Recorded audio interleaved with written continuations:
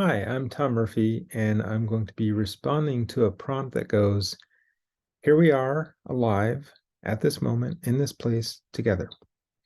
And I think it's a nice way to frame the kinds of things I want to say. But first, I'll introduce myself as lately I've been saying I'm a recovering astrophysicist.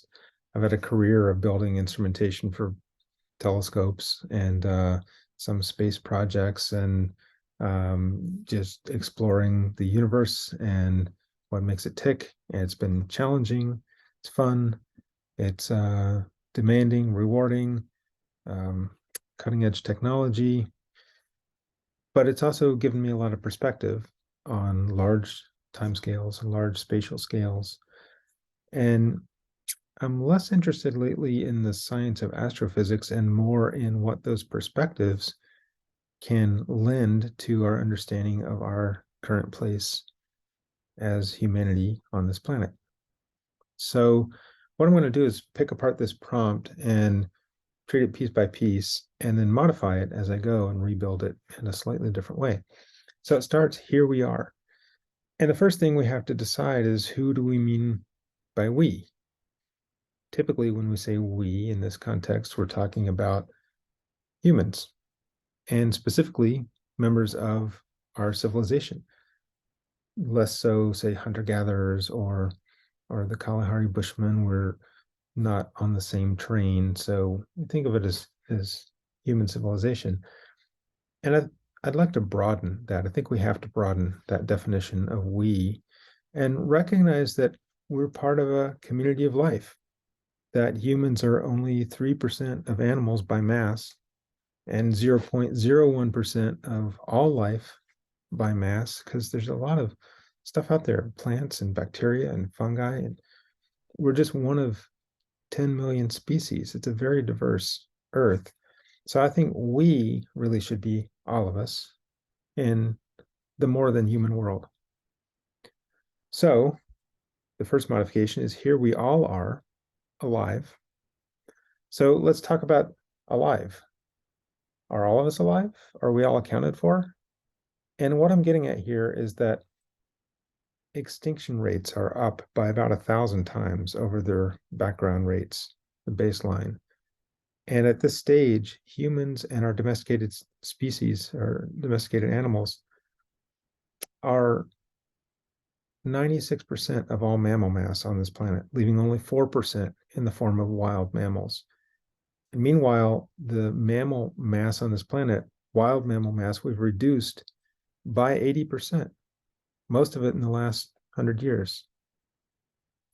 And that's really not okay. That's kind of devastating. And I think one thing that gives me a lot of worry is if we've done 80% in such a short amount of time, knocked down 80% of mammals, the last 20% is going to be a snap. We've got this. We're really good at this. We're even better than before. So that's very disturbing and worrisome. Our critters are gasping for breath. If they could talk, they would be saying, I can't breathe. Our knee is on their throat.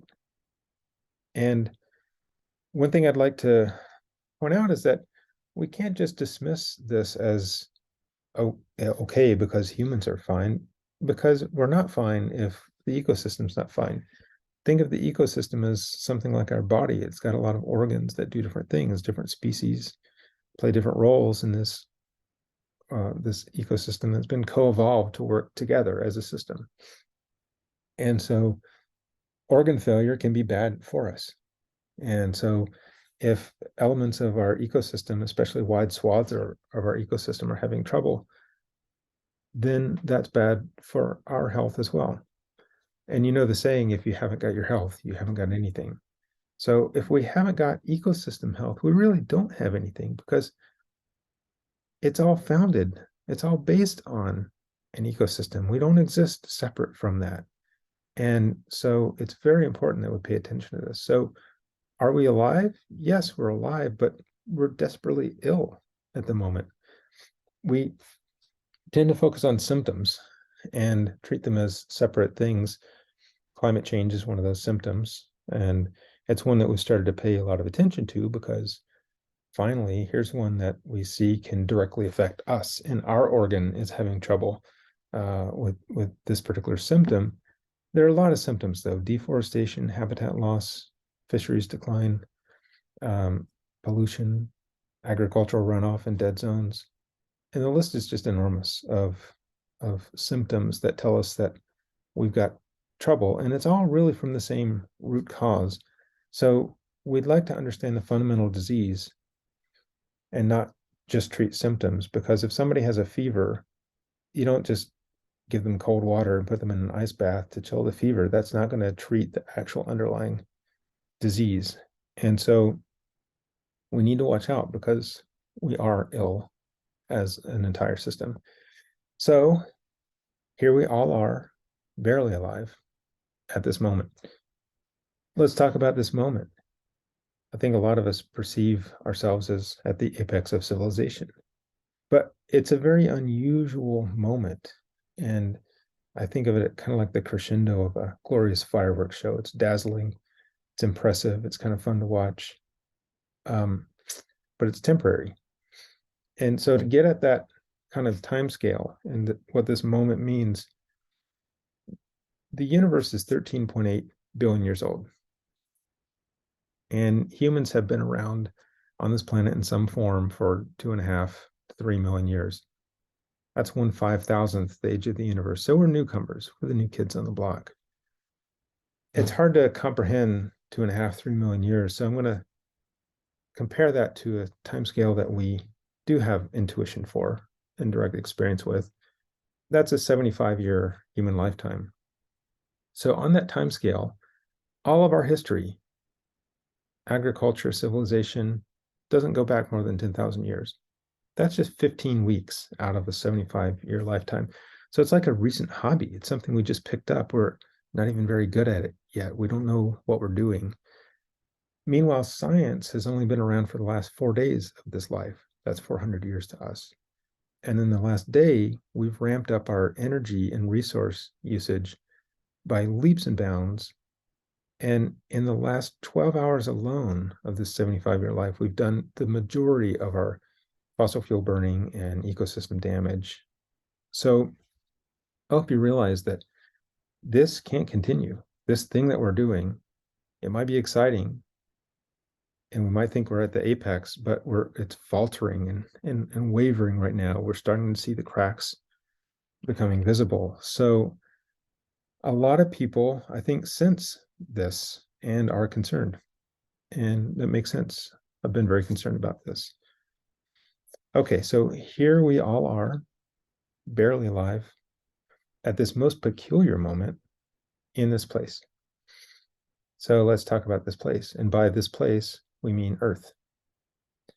It's always been Earth. That's our context. We were evolved on this planet as a part of an ecosystem.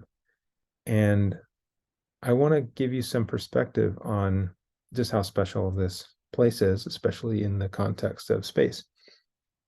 So if we were to shrink the sun to a grain of sand, 1 millimeter across, something that we can visualize, the solar system is about the size of a bedroom.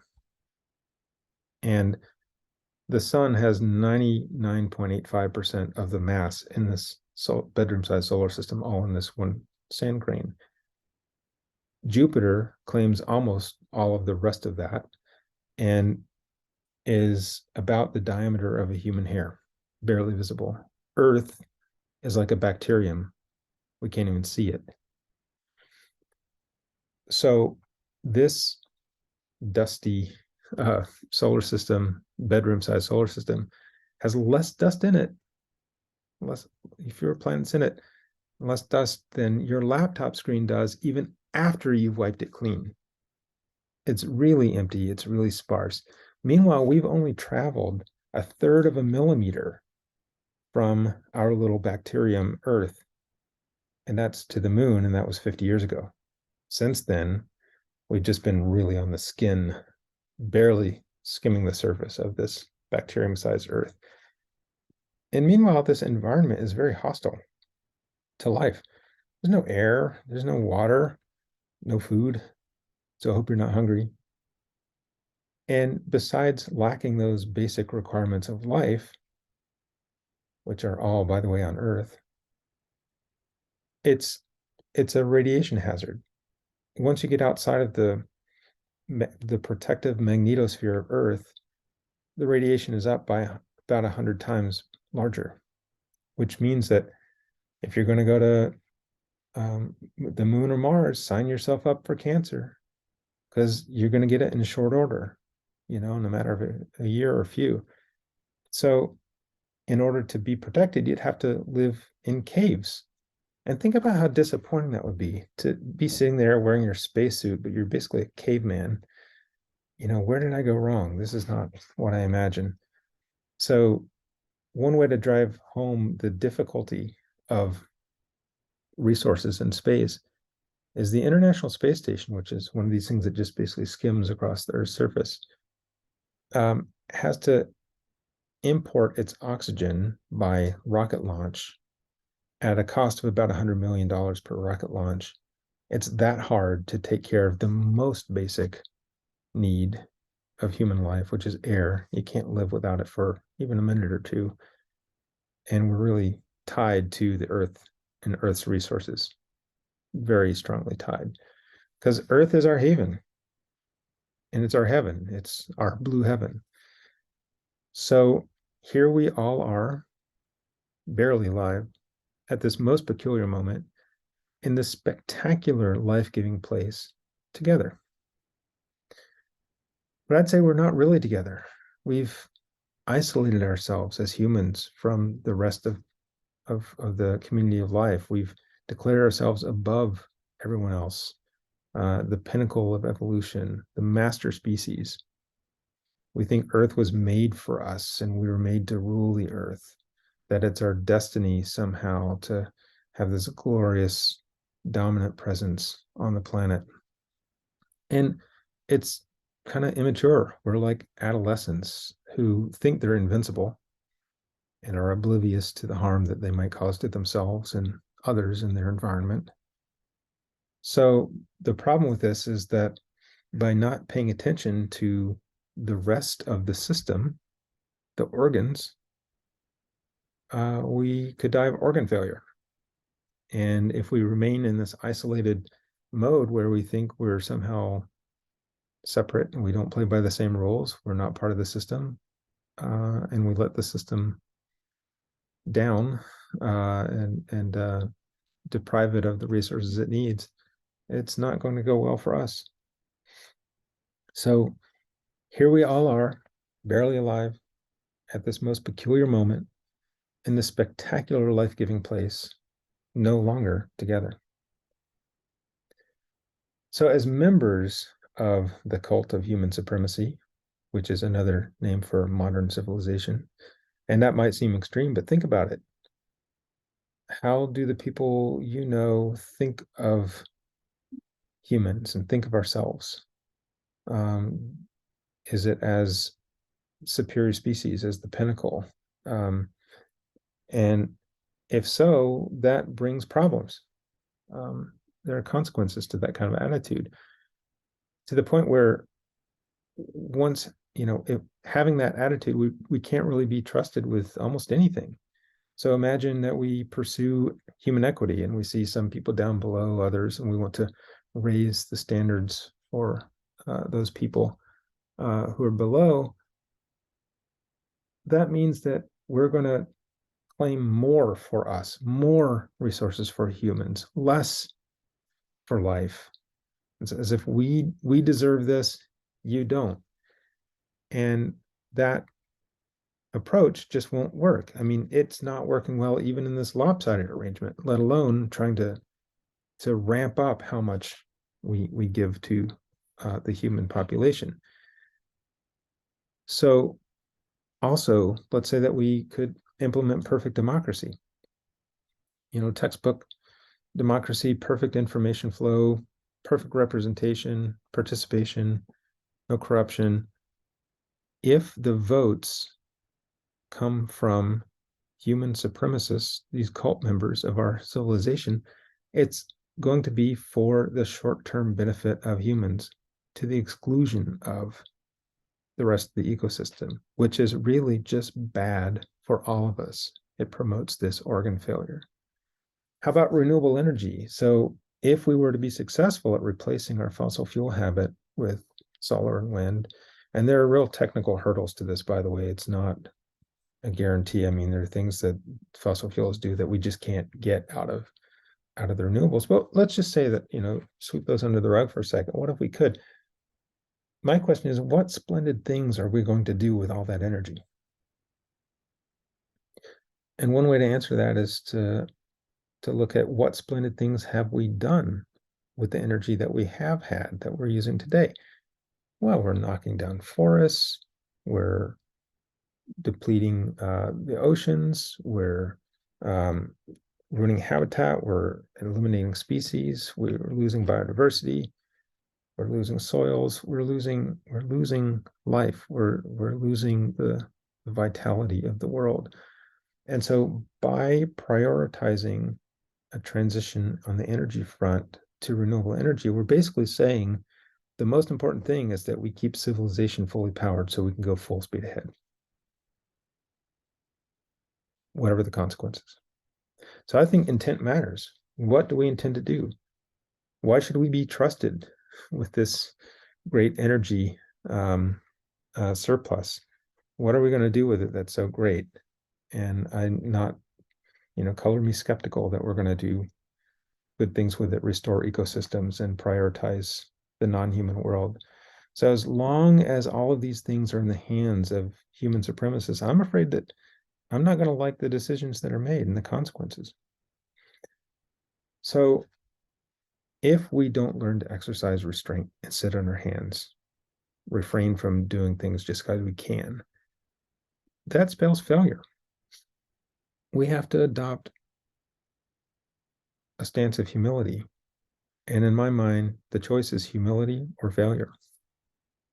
So I think we should abandon our fantasies for some glorious destiny that we imagine for ourselves. That's a mythology that's not working, and it can't work. It never could have worked. It was always misguided. And if that's the dream, if that's the human dream, it's not an appropriate dream. We need a new dream. That one's just kind of a little bit rotten in the end. So the only destiny we have is civilization is destined to fail. It's not built on a foundation of biophysical, ecological sustainability. It just doesn't even consider those things. It's built on hubris, not on humility. So the good news in all this, a lot of people are bummed out when I say civilization is going to fail. It's depressing. They don't want to hear it. And I get it. I mean, I was there too. I spent decades kind of in that mode. But the reason it's not as bad as you think, it's actually kind of simple, that we are not civilization. Humans are not civilization. Civilization is just our recent hobby. It's still new. We haven't done it forever. It's not part of who we are. It's not baked in. It's not our DNA. Civilization is not humanity.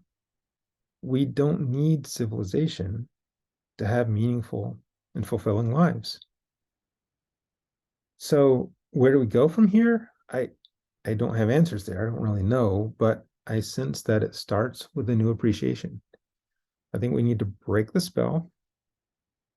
We need to dissolve our love affair with civilization because it turns out it's kind of an abusive relationship and that civilization is a jerk. So we're better off without it. We should recognize that the system we're in already robs lives of meaning and has been for ages. It robs Earth of species. It robs Earth of lives. It's kind of a marauding menace, and it's never really been any other way. It just took a long time for it to get to the scale where it's global and it's apparent that it doesn't work. Meanwhile, we've forgotten a lot of old wisdoms that I think are really fascinating and time tested. They work. They're really worth studying. I'm interested in learning a lot more. And also, we haven't created new wisdoms that will certainly happen. So one thing to recognize is that just because we have lived in a hunter-gatherer mode for many, many years and it worked, and now we're in this civilization mode and it won't work, doesn't mean that we have to go back to hunter-gatherer. In fact, we can't go back. We can never go back. So the future doesn't have to look like the distant past, and it can't. We get to invent new paths, new ways to live on this planet, founded on a principle and a philosophy that respects all life. We need to accept roles as humble participants in this great dance, not some masters or overlords. So we need to set aside our tin pot overlord sham and take this next great step. And I'm honestly excited to see where this might go. What happens next? What is our great next adventure? Okay, so I hope this was helpful. As a parting sentiment, I'm going to share this statement, this blessing of sorts, that may we learn to live within Earth's bounds to the enduring benefit of all life. Okay, bye.